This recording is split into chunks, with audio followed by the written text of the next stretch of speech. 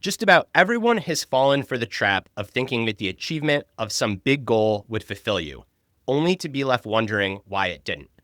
Perhaps it's a promotion, or a medal, or a fancy watch, or a big house, or an industry award, or the post-race marathon blues.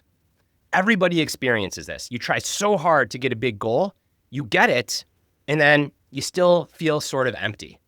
Well, today we are going to go into this trap, explain why it occurs, and most importantly, give you tools to find not just performance and motivation, but also lasting fulfillment in your own personal pursuits. True excellence, it's knowing that achievement might not fulfill you, but still going after it anyways, because the process itself is a source of deep satisfaction and joy. Now, for some people, this will be a completely novel idea, and for others, it's one you've heard about before. And yet, whether it's new to you or not, it's a trap that we all fall into because we constantly forget it. So how do you actually find fulfillment in the process?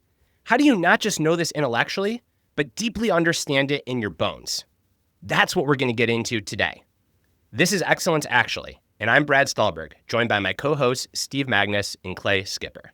So let's set the stage for this discussion by grounding it in something that just happened in the sports world. You might have seen this happen because it was all over the place. Brad wrote about it. Steve wrote about it. It is a great example of exactly what we're talking about. Recently, Scottie Scheffler won the Open Championship, one of golf's 4 majors. Scottie Scheffler, if you don't know him, he's the world's best golfer. He has been for 2 years. He's been on an insane run. I think he's been number 1 for 117 straight weeks now. A lot of people who know more about golf than we do, his contemporaries, his peers, they have said that this is like the most dominant run since Tiger Woods.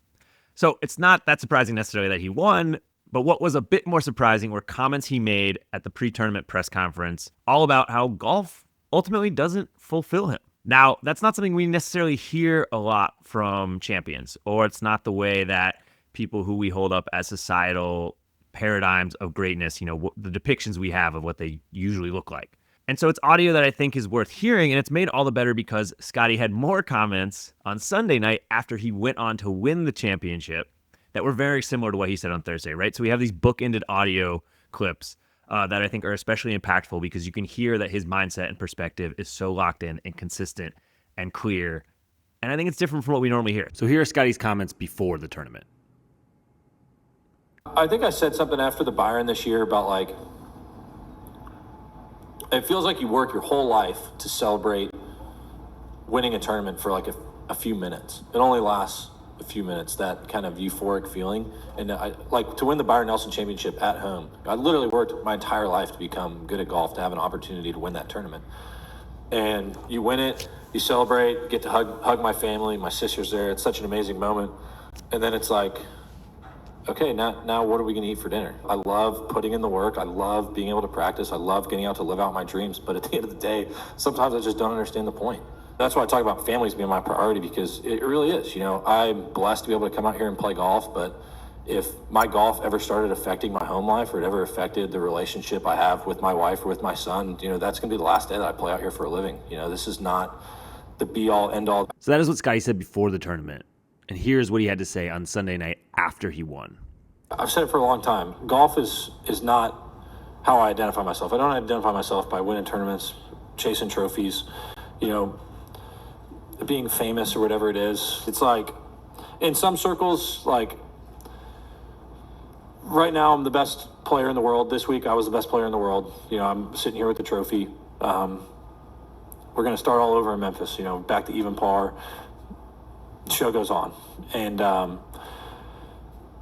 it's hard to describe what it feels like because, I don't feel any different because I've won a golf tournament. And I try to live as normal a life as possible because I feel like a normal guy. I have the same friends I had growing up. I don't think that I'm anything special just because, some weeks I'm better at shooting a lower score than other guys are. So for longtime listeners, readers of The Growth Equation, this podcast, there's a lot of familiar territory in there, stuff we've tread before, right? The idea of self-complexity theory, having multiple different facets to your identity, not Scottie talking about not just being a golfer, but being a dad. He talked about the steadfast devotion and work towards greatness, but detaching from results, showing up to continue to do the work after a win, things like that. And we will get into all of that, I think. But I think we should break down today's discussion into 3 parts, which is this went viral. So why do we think so? Why do we think it created such a stir? 2, How come this is like something we, as Brad touched on in the intro, we know this intellectually, but we so often struggle to live it, right? How come we often get this wrong? What's happening in terms of our wiring that makes us susceptible to mistake how much fulfillment we'll get from achievement? And then 3, probably the most important part, the practical application. How can we actually find fulfillment in the process, the tools, the applied science, philosophy, psychology, all that stuff? So, number 1, why did this cause such a stir? The reason that this caused such a stir is it is extremely rare, as you alluded to earlier, Clay, to see a world champion athlete essentially be honest about what they're feeling emotionally when they win. And so often you get people right in the midst of a win, the post-race interview, the post-finals interview, and they are on cloud 9 in that moment. But you don't normally get a presser 3 days later or a week later or 2 months later. And what's interesting about this Scottie Scheffler presser is it came during this massive streak of wins, but it wasn't right off the heels of a win. It's not like it was, an hour after he had won the Open Championship. This was before. I think a lot of people also misconstrued what he said, or they heard something that they wanted to hear. Scottie Scheffler didn't say that he finds golf unfulfilling. Scottie Scheffler didn't say that he doesn't work hard. Scottie Scheffler didn't say that he doesn't want to win. What Scottie Scheffler said is that the achievement itself, the winning of a championship, that doesn't fulfill him. And he's speaking a natural human truth. As I said in opening, anyone who's chased a big goal will do some sort of mental gymnastics to convince themselves that when I just get this goal, then I'll be fulfilled, then I'll be the man, then I'll be the woman. And you almost never end up feeling like that. So I got a bunch of direct messages on all the internet platforms after I made a post talking about how Scottie Scheffler's post is really emblematic of excellence. And so many people agreed. But the number one pushback was, well, good luck winning with that attitude. And of course, I saved my receipts. And because I'm petty, I DM'd all those people back after he won the Open Championship and said, told you so. But I think that's Talking a part about of not living our values. I think that's a part of why it was sensational, because what people heard is, oh, he doesn't care about golf, which isn't at all what he said, right? What he said is that the championship, it's not going to fulfill him. It's not the most important thing in his life. The process itself, though, of trying to become a better golfer, I think Scottie Scheffler would say he finds that extremely gratifying. Otherwise, he wouldn't be doing it. I think the other reason that this caused such a stir is because we have this idea, especially in America. It's kind of the American dream run amok, where we think, oh, if we can just achieve this thing, we'll be great. And how do we achieve that thing? We go all in. We are single-mindedly focused. We are the quotes every entrepreneur or wannabe has: be obsessed or be average, burn the boats, right? All of these things that essentially said you've got to care and it's got to be your sole focus and only thing. But what we heard is one of the best in the world, arguably the best in, one of the best in history, is telling us, like, hold on, time out. That's not exactly true. And when you're not in that space, that can be jarring. But I want to just for 1 second give you the history of this, because I outlined it. I think it's chapter 2 of Win the Inside Game. But what's happened is this deep human need has always been here, as Brad has talked about. But we essentially virtualized success and failure. In the 19th century, we had bank credit ratings come about, and this is from Scott Sandage, who researched this, found bank credit ratings came about. All of a sudden, we had to define whether you were good for the loan or not. Were you good for it, or were you a good for nothing?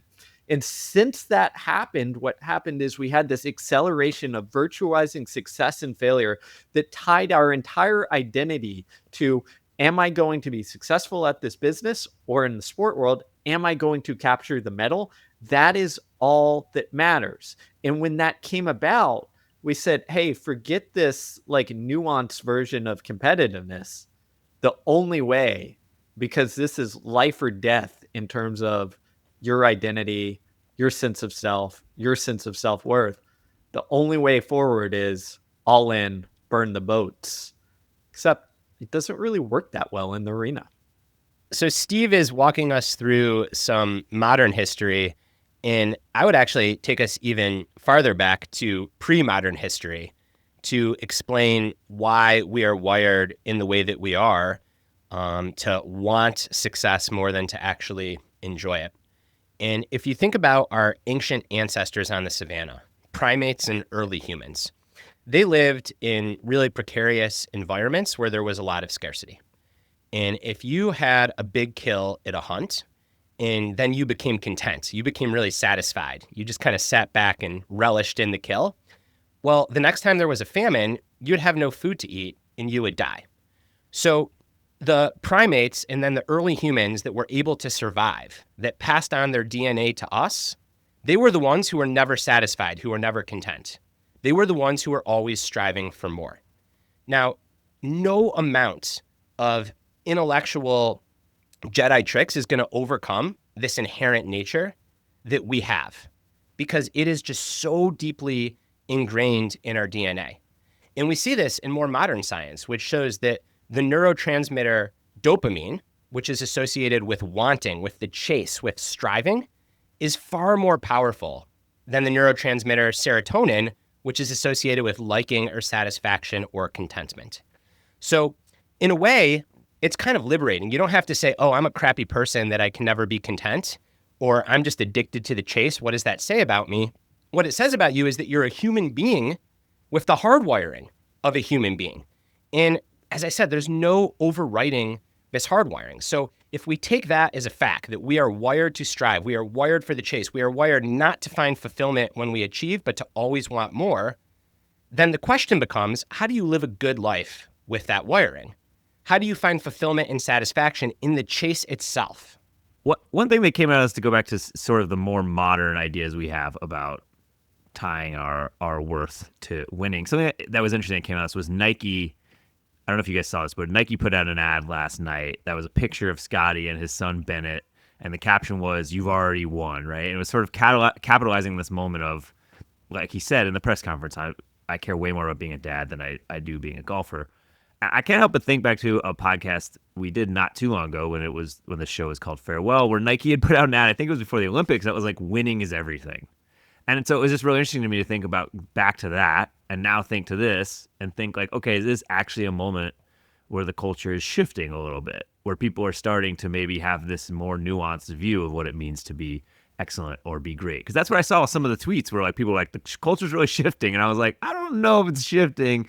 But it is interesting to see a place like Nike, which a year ago was like winning is everything, now trying to, I mean, ultimately they're a corporation just trying to make money, right? So, but I think it was an interesting moment of like, is the culture actually shifting or not? I think what you're seeing is capitalism, Clay. Like capitalism. Yes. Like, what's the way to make money and get people to buy the shoes? Well, during the Olympics or whatever, it was winning is everything. Like, you've got to have this. And then you see this press conference. And it's like, no, being a dad is great. In all seriousness, I think what we have is, I don't think we have a shifting culture, at least not yet. I think we are in the midst of a space where people might recognize like, hey, this like go big or go home, burn the boats behind us might not be the best path.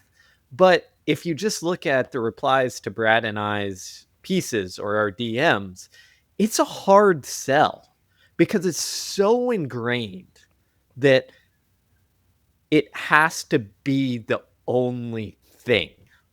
And I think we've covered kind of the biology. We covered how we kind of virtualize success and failure, where we went from success and failure from being an event to something that defines our character. And I think when we have that, it kind of makes our biology almost go on steroids, where it's even harder to create any space between that. In the last thing I'll say on this, which I think ties into both Nike ads and kind of putting this thought in our head, is that, hold on, let me think about this, how I want to say it.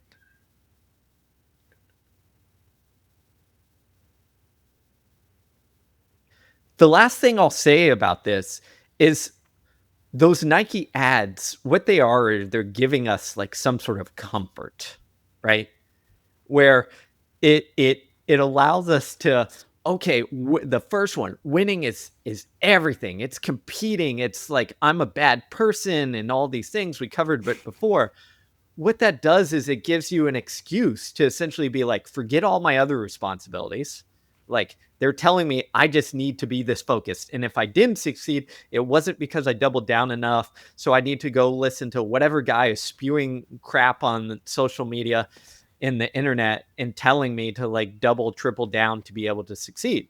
And then on the flip side, this Scottie Scheffler, like Nike is trying to take advantage and be like, oh, people like fathers are busy. It's hard to succeed while you're a dad or mom or what have you. We're going to give you this comfort of saying like, okay, this is the greatest thing in the world. And what we actually want to get at is the nuance that Scheffler told us, which is, it is not the be all end all. It does not fulfill me. But Scheffler himself said since the age of like 2 or 3, I've wanted this. I really wanted this. I try hard. I'm driven at it. And it's balancing those two things that society often sees as opposing forces. But I think elite performers actually find a way to mold them together. And that's what allows them to be successful over the long haul instead of these extreme answers that Nike is giving us, which is like, be a jerk and go all in, or like, be a dad and everything's all good. It's also worth noting that Scottie Scheffler's career earnings are well over $90 million. And that's just golf. That's not endorsement deals. So if Scheffler really just wanted to be a dad and didn't want to push hard, he could very easily step away from the game of golf and just be a dad. Scottie Scheffler makes tons of sacrifices. To be a professional golfer, you are constantly traveling. To play at that level, you have to practice all the time. He has a very high demanding job, and he's choosing to continue to pursue it. So there are always trade-offs. Nike can put that picture of him and his kid and make you think you can have it all, but you can't. Scottie Scheffler is making tons of trade-offs. He's just aware of those trade-offs, and he might not be making as many trade-offs as other golfers. I think that there's also this dichotomy in the culture of what I'm going to call spiritual grifters and all-in bros. So the spiritual grifters, I'm not going to name any names, but I'm tempted to. They tell you that you don't need to strive. Enough is enough. Just be content. All of this striving is making you miserable. You're never going to be fulfilled. And what are they doing? They're posting on Instagram about this 30 times a day. They're going on book tours. They're starting entire companies, some of these people well into their 50s and 60s, so that they can hit the New York Times bestseller list, all in the name of telling you that you shouldn't strive and your life is enough. And that is utter bullshit. The all-in always bros say, screw those grifters. The goal of life is to amass as much money as you can, to be famous, to have it all, to work hard, to accomplish, to achieve. And if you just get this goal, it's going to forever change your life and you are going to feel like Superman or Superwoman. And those are the all-in bros. In actual excellence, not schmexcellence, but actual excellence acknowledges exactly what Steve said, which is it is in our nature to strive. And if you have a gift, there is nothing more fulfilling and satisfying than pushing yourself to achieve, to make the most out of that gift. And achievement is not the only thing. It doesn't even have to be the main thing. And if you tell yourself that it is, you are going to be so disappointed and so empty when you finally achieve. Because here's the truth. If you have a big goal and you are miserable while you go after that goal, even if you achieve that goal, you are still going to be miserable. If you have a big goal and you are fulfilled and satisfied while you go after that goal, whether or not you achieve it, you are going to be fulfilled and satisfied. You might be sad for a day or a week if you fail, but you'll still be satisfied because 99.999% of life is the process. You're only on the medal stand for 3 minutes, but you're training, you're working for years upon years upon years. So the first big takeaway for everyone is you've got to let go of the expectation that achieving a big goal is going to give you lasting fulfillment. It is a trap that is literally as old as time. It is our innate hardwiring not to be fulfilled. And when you let go of this, it is extremely liberating. Why? Because then you don't freak out when you have the post-race blues, or you don't wonder if you're terribly depressed or if something's wrong with you when you finally get what you want and you don't feel good. Like Scottie Scheffler, you realize that you're just a human. This doesn't mean that you shouldn't try hard. This doesn't mean that you shouldn't strive. If you have ambition, we want you to pursue ambition. That is a part of excellence. It's just releasing from the achievement fulfillment myth. There's also a flip side corollary to that, I think, and it's something that Steve got at there when he was talking about Scheffler saying how he's wanted this since he was 2 or 3. I think in addition to letting go of the fulfillment achievement myth, there's also like a settling in and acceptance of the hunger. There's this deep sense in Scottie that he's wanted this since he was 2 or 3, but he hasn't, like the meal, he almost doesn't expect it, like the meal when he actually eats it to satisfy the hunger. He knows the next day he's going to be hungry again. And I think this is a really interesting element of the reaction to the press conference. There's a lot of people saw this video of Scottie and was like, this is really dark. Because he kept being like, why do I care so much? But I didn't actually see that as very dark. I thought it was almost like a guy who's come to realize that he has this deep hunger, this deep ambition, but instead of like trying to solve it, he just sort of like settled into the perplexing nature of it. And instead of fighting with it, is just like, yeah, I'm just going to let it be there. And I'm going to keep doing this cycle of like being hungry, eating, and getting hungry and eating. And I'm never going to actually expect it to end. And I think that's the flip side of it. And not just being like, this meal is going to satiate me forever, to extend the metaphor, being like, I know the next day I'm going to be hungry again. And that's okay. Like, I don't need to solve the fact that I'm always hungry. It's a condition of being alive that you are hungry and going to want to eat again. So then that's a nice bridge to the second part of our conversation, which is if we're always going to be hungry, well, how do we find satisfaction and meaning and fulfillment in chasing after that food? The second main takeaway and an answer to my rhetorical question is you've got to select goals where the process of going for them is something that is going to bring you enjoyment or growth. So if we know that the achievement of some goal, I sound like a broken record, isn't going to fulfill us, then we should only select goals where we think doing the actual work to strive for that goal might fulfill us, or at the very least, it might fill our lives with joy and satisfaction and curiosity and growth. So if you are wired to be a pusher, if you are wired to be a striver, you can strive to make $50 million in investment banking. You could take that same energy and start a business where you train dogs. You could take that energy and be a teacher or a coach. You could take that energy and try to be an artist or a writer or a creative. You want to make sure that the direction you're harnessing that energy, the goal that you're pointing toward, you're actually going to enjoy the work it takes. It's the intrinsic versus extrinsic debate. If you are solely fueled or primarily fueled by the goal that is like the fame, the accolades, the money, how I'll feel after I win the championship, guess what? There was a meta-analysis on over 100 studies that found that if your extrinsic aspirations overwhelm the intrinsic, it is universally detrimental. Universally detrimental. That means bad for both performance and well-being. And if you spend enough time around people who are masters at their craft, doesn't matter what the craft is, you see this commonality. You see people who are just in love with the process. And it's so cliche that often like the lay public says like, oh, here we go again. But the reason it's cliche is because it's true.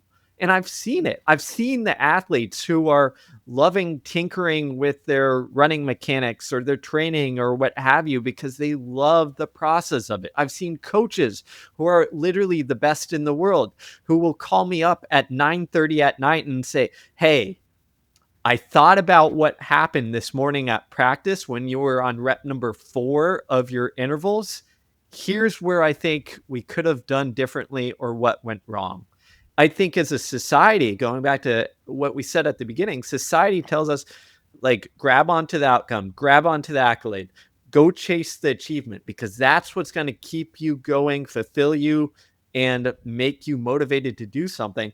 And it goes against everything we know in psychology about motivation and performance and excellence. Instead, what we're saying is set goals that allow you to stay in the process and enjoy the thing that you're doing. Because if you enjoy it, for long enough and don't judge it, then eventually you're going to get pretty dang good at it and probably find out where your potential lies. To make this concrete, and maybe a question that someone who's listening can ask themselves, is basically, are you building success from the inside out or the outside in? And that goes back to the intrinsic versus extrinsic motivation that you talked about, Steve. But I think there's practices and processes that we have that fulfill us, and hopefully we chase those. But then there are symbols of fulfillment that society tells us to chase, right? And I think like the most obvious one here is money, and money is obviously very complicated. You obviously need a certain amount of money to have the autonomy that buys you out of unhappiness. But I think people continue to chase it beyond that because they've been told it's a symbol of worth and fulfillment, and you can get so wrapped up in chasing that symbol of fulfillment, you forget to do the actual thing that fulfills you, right? There's a quick story that I think is emblematic of this. Is one time I was on this trip to Alaska, and we were in the middle of nowhere, and we saw this pottery shop on the side of the road. We went in. It was this guy who made beautiful pottery, and so we went in there, and he had an honor system. It was like, if I'm not here, take a pot, put whatever you want. And while we were in there, someone else came in, and they started talking to him, and they're like, do you ship your stuff? And he was like, no. And they're like, well, why don't you ship stuff? Like, this stuff is beautiful. You could make so much more money. He's like, well, I would be spending every day at the post office, like running into town and shipping stuff. And I didn't start throwing ceramics because I wanted to spend my day at the post office. And I was like, that was such a clear distillation of a person who's like very clearly not confusing the actual fulfillment versus the symbol of fulfillment. And that's always stuck with me because it's like, it's the power of building from the inside out versus the outside in. If you are enjoying this podcast, if it is giving you language for something that you've experienced but you didn't yet have the words for, if it's helping you feel less broken because you're not fulfilled after you achieve a big goal, if this podcast is helping you evaluate the process by which you strive and the types of goals that you set, please pass it along to a friend or two friends or a colleague or a family member.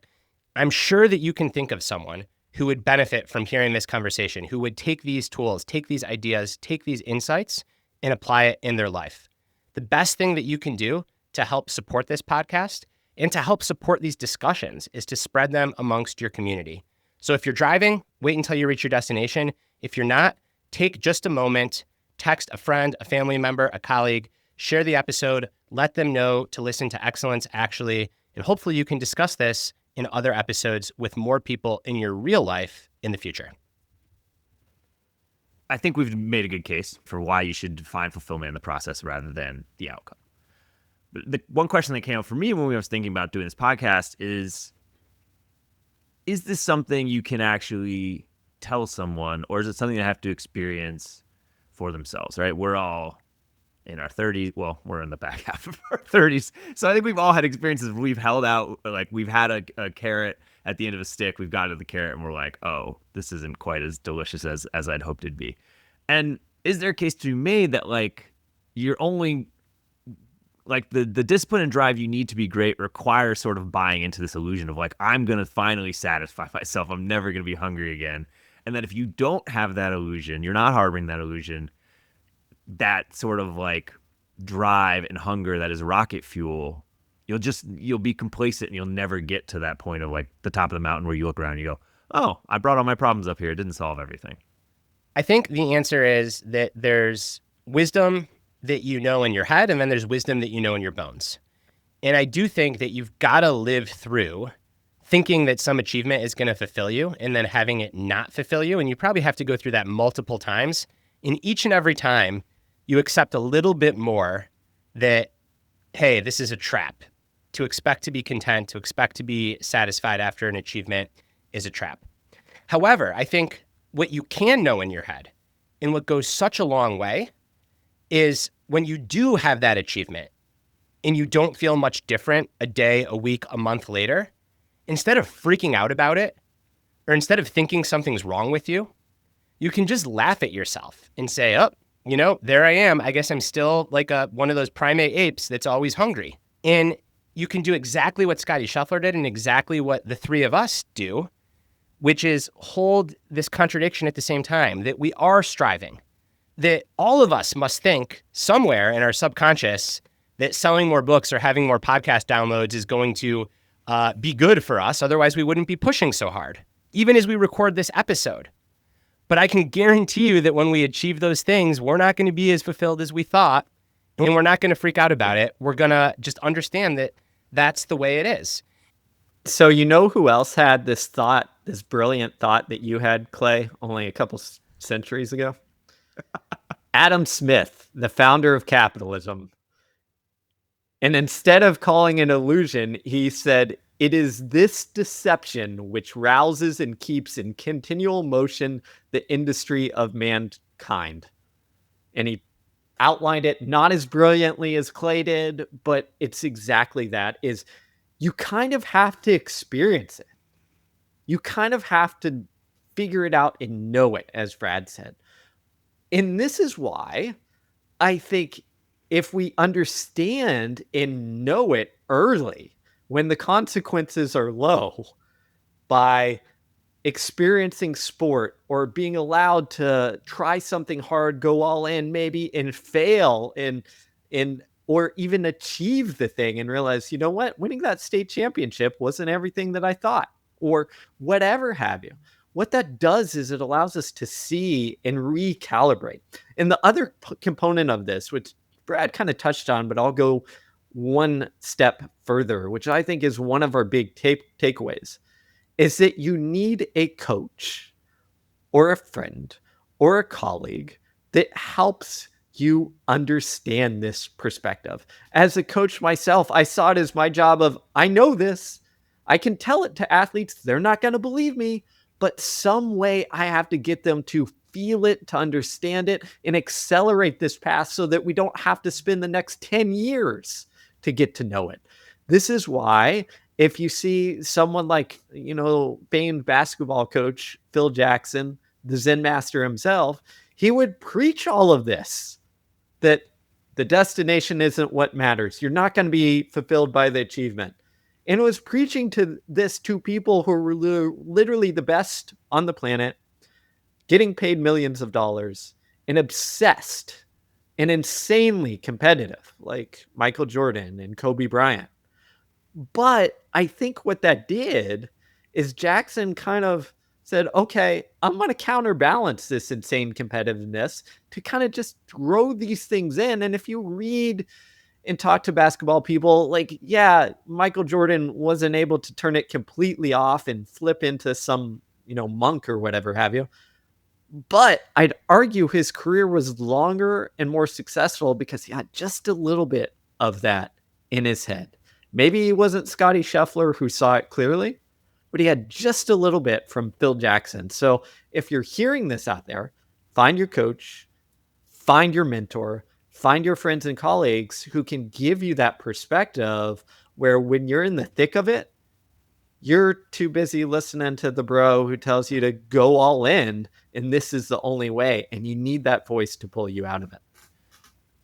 And that comes back to one of the primary motivations for achieving any big goal, I think, ought to be that it gives you increased autonomy to do the kind of work that you like, and it allows you to do that kind of work with good people. And then you just got to be willing to laugh at yourself, to take the work very seriously, but not to take yourself that seriously. A personal story on this topic, by no means at the same level as Scottie Scheffler, but perhaps a little bit more relatable. I've got a book coming out in about a half a year. Y'all will hear more about that over the coming months. But last week, I'm literally working on an essay about Scottie Scheffler and his press conference in the arrival fallacy. And then what happens? A blurb for my book that I wasn't sure if I was going to get, an endorsement from someone that I really look up to, someone who's a household name, someone that the blurb will actually help the book.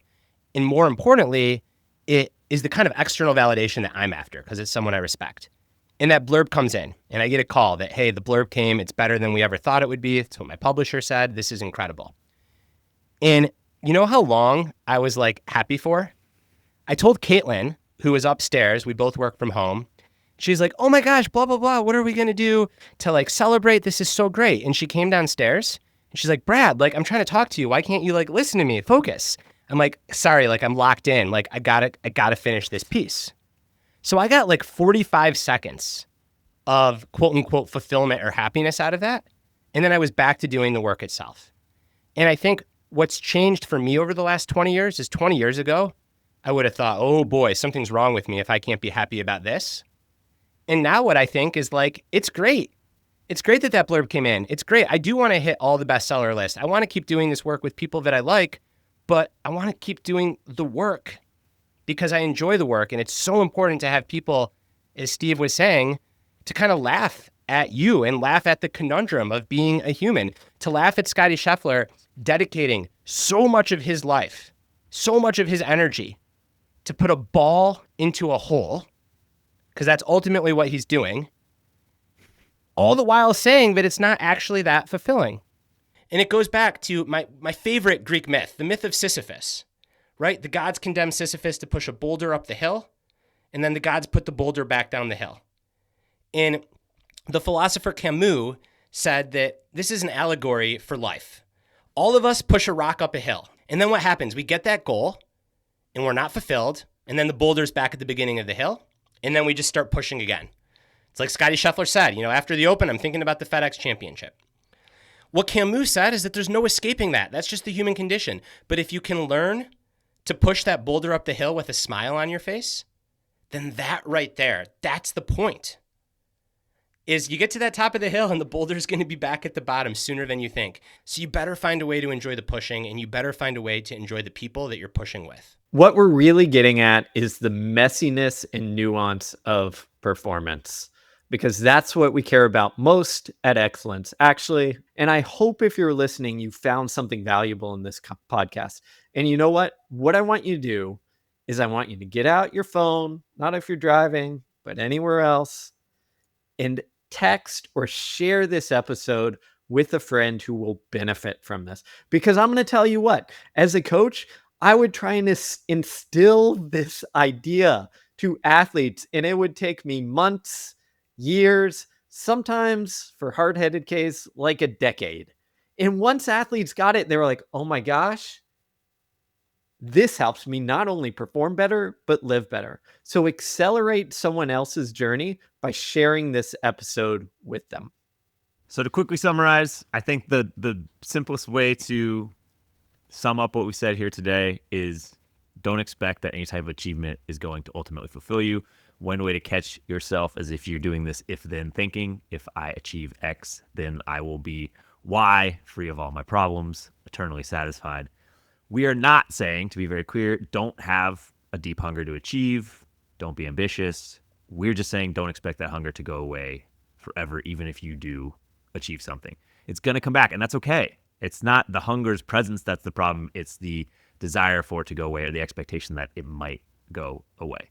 So what that means, the so what of it all, is that you want to make sure you're pursuing achievements that will fulfill you in the pursuit of them, regardless of whether or not you actually achieve those goals. And as Brad said, most importantly, to do it with good people so you can enjoy the ride. We are lucky to be able to enjoy the ride with all of you listening. As Brad and Steve said, I will reiterate, please share this with someone that you believe will find it helpful. We'll be back next week with another episode. And as always, be excellent to each other.